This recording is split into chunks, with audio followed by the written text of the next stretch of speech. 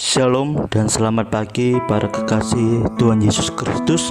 Di kesempatan pagi ini kita akan kembali belajar mengenai suatu kebenaran Alkitab yang terambil dari Injil Matius pasal yang ke-26, dimulai ayat yang ke-51 sampai ayat yang ke-75.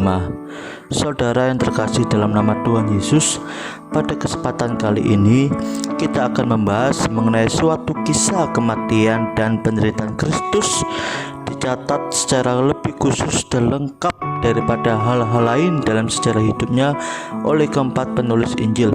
Sebab adakah yang lebih penting untuk diketahui dan ditekankan selain kisah mengenai Kristus dan penyalibannya? Jawabannya adalah tidak. Dan dalam pasal ini memulai kisah yang patut dikenang tersebut. Tahun penebusan kini telah tiba. Hal ini terjadi, kefasikan diakhiri, pendamaian dilaksanakan, dan kebenaran yang kekal terbit dengan disingkirkannya Mesias Sang Raja.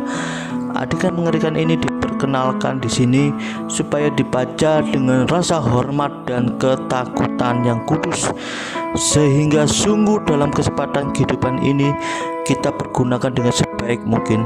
Saudara, dalam pembacaan ini kita akan lebih fokus membahas mengenai suatu action yang dilakukan oleh salah satu muridnya, yaitu Rasul Petrus, yang dimana Rasul Petrus telah menunjukkan sikap semangat dalam dirinya untuk Kristus. Namun di balik sikap patriotnya kepada Kristus pada saat itu, ternyatanya Kristus pun malah menegurnya. Sungguh ada suatu pembahasan sangat menarik untuk kita pelajari bersama, yang saya beri judul ketergesa-gesaan Petrus. Saudara, dalam ayat yang ke-51 diperlihatkan bahwa dia menghunus pedangnya. Kalau kita memperhatikan apa yang tertulis dalam Injil Lukas pasal yang ke-22 ayat yang ke-38, maka sesungguhnya mereka hanya memiliki 2 buah pedang saja, dan kelihatannya salah satunya jatuh ke tangan Petrus. Lalu dia pun berpikir bahwa waktu itu adalah saat yang tepat untuk menghunusnya. Dia bertindak seakan-akan dia akan melakukan hal yang hebat dengan pedang itu, tetapi kenyataannya dia hanya bisa menetapkan telinga seorang hamba imam besar.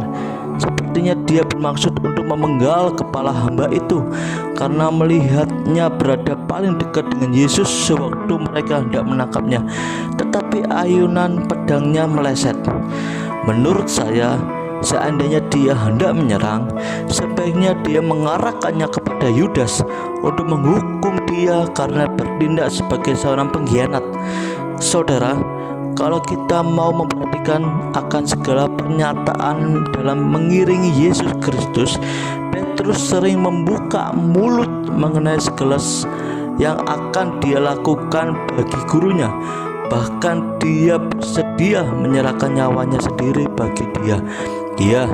Dia memang mau melakukan itu, dan sekarang dia ingin menempati janjinya, mempertaruhkan nyawanya sendiri bagi sang guru. Sejauh ini tindakannya memang terpuji.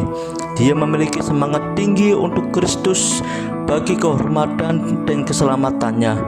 Tetapi hal itu dilakukan tanpa pengertiannya benar ataupun dipimpin oleh hikmat, karena ada 2 hal. Pertama, dia melakukannya tanpa menunggu perintah terlebih dahulu. Beberapa muridnya bertanya, "Tuhan, mestikah kami menyerang mereka dengan pedang?" Seperti yang tertulis dalam Injil Lukas pasal yang ke-22 ayat yang ke-49. Tetapi Petrus menyerang mereka sebelum mereka mendapat sebuah jawaban. Kita bukan saja harus melihat bahwa perkara yang kita lakukan itu baik, tetapi juga harus memastikan bahwa panggilan kita untuk melakukannya sudah jelas. Sebelum kita menghunus pedang, kita harus tahu atas wewenang apa kita melakukan itu dan siapa yang memberi kita wewenang tersebut. Dan yang kedua, yaitu dengan ceroboh dia telah menantang kemarahan segerombolan besar orang terhadap dirinya dan para murid yang lain. Apakah arti 2 bilah pedang dibandingkan dengan sekelompok besar orang bersenjata lengkap? Dari poin yang kedua ini, kita belajar bersama-sama bahwa sesungguhnya kita diajarkan untuk memiliki pengertian benar dalam mengiringinya, yaitu jauh lebih penting memiliki sikap bijaksana dalam mengiringnya daripada hanya sekedar memiliki sikap bonek atau bodoh nekat. Biarlah melalui perenungan singkat dan sederhana ini, kita kembali belajar berfokus kepada apa yang menjadi kerinduannya dalam kehidupan kita. Dari kisah ketergesa-gesanya Petrus dalam mengiringi Tuhan.